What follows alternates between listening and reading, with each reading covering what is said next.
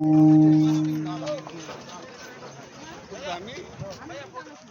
Divert చేస్తున్నాం పక్కన ఇది ఎగ్జిస్టింగ్ నాలానా మీరు కోరుకునేది ఇదే కంటిన్యూ కావాలి ఇది కంటిన్యూ చేస్తున్నాం అక్కడి నుంచి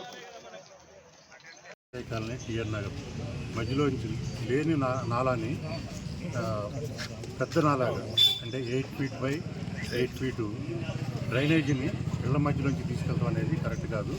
ఆల్రెడీ గొలుసుకట్టు పాతది నాలా గున్నాజీ నుంచి పటేలకుంట చెరువుకి ఆల్రెడీ ఉంది, నాలా ఉంది. అది ప్రజెంట్ అయితే సరిపోతుంది. కావాలంటే దాన్ని వైడ్ చేసుకున్న ప్రాబ్లం లేదు, అక్కడ ఏ కూడా అడ్డం కూడా ఇది ఉండదు.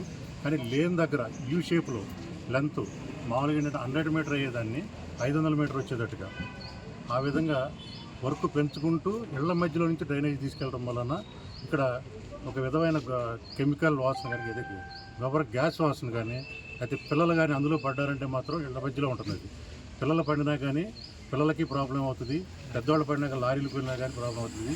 రోడ్డు మధ్యలో తీసుకెళ్ళడం అనేది అది కరెక్ట్ కాదు. ఉన్న నాలానే టెక్నికల్గా ఏ విధంగా వాళ్ళు సాల్వ్ చేయగలుగుతారో ఎమ్మెల్యే కానీ కార్పొరేటర్ కానీ ఎస్ఎన్డిపి ఇంజనీర్స్ కానీ వాళ్ళందరూ సర్వే చేసి దాన్ని ఈ కాలనీ వాసులందరికీ ఇబ్బంది లేకోకుండా హెల్త్ పరంగా కానివ్వండి, లేకపోతే పిల్లలు ఆడుకునే పడే ఛాన్సులు కూడా ఉంటాయి. ఏదైనా ఒక మూత కానీ ఓపెన్ చేశారంటే పిల్లలు అందులో పడిపోతారు. అవి ఉన్నాయంటే వేరే కాంపౌండ్ వాళ్ళ మధ్యలో నాలాలు వెళ్ళినాయి, అక్కడ ఎవరు కూడా వెళ్ళే అవసరం కూడా.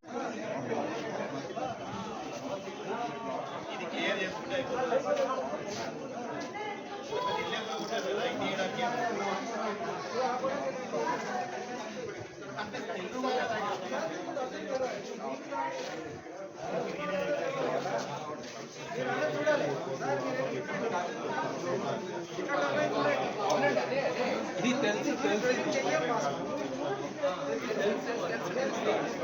అవునండి మేము చెప్పేది ఏమో మాట్లాడి చెప్పండి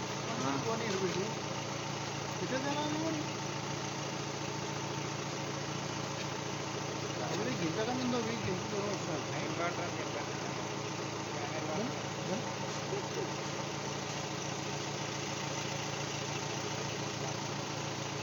పటేల్ చెరువు నుంచి గురునాథం చెరువు నుంచి పటేల్ చెరువులోకి లింక్ కాలువ ఉంటుంది. ఆ లింక్ కాలువను మెయిన్ రోడ్ గుండా వయా వీడియా కాలనీ పటేల్ చెరువులోకి కలపడానికి ఒక కాలువ ప్రపోజల్ పెట్టారు. ఈ ప్రపోజల్ లోపల ఏం కదంటే drainage system, central drainage system ఇదంతా పాడైపోతుంది, మళ్ళీ వాటర్ లైన్ సిస్టమ్ కూడా పాడైపోతుందని చెప్పేసి కాలనీ వాళ్ళ వాసులం అందరం కలిసి మేము దానికి ఆబ్జెక్షన్ చేసినాము. ఈ ఆబ్జెక్షన్ మూలకంగా వేరే అలైన్మెంట్ చేయాలనేది వేరే దిక్కు తిప్పేసేసి దాన్ని ఓన్లీ రెయిన్ వాటర్ వచ్చేటట్టుగానే మేము చేస్తాం, దానిలోకి డ్రైన్ వాటర్ వచ్చేటట్టు చేయము. ఆ డ్రైన్ వాటర్ కాలువ అలాగే చక్కగా వెళ్తుంది, దీనిలో ఓన్లీ రెయిన్ వాటర్ వస్తుందంటని చెప్పేసి చెప్పడం జరిగింది. దీని మూలకంగా మనం రీసెంట్గా వేసుకున్న రోడ్లు కానీ ఇవన్నీ కానీ పాడైపోతున్నాయని చెప్పేసి మేము ఆబ్జెక్షన్ రైజ్ చేసినాము.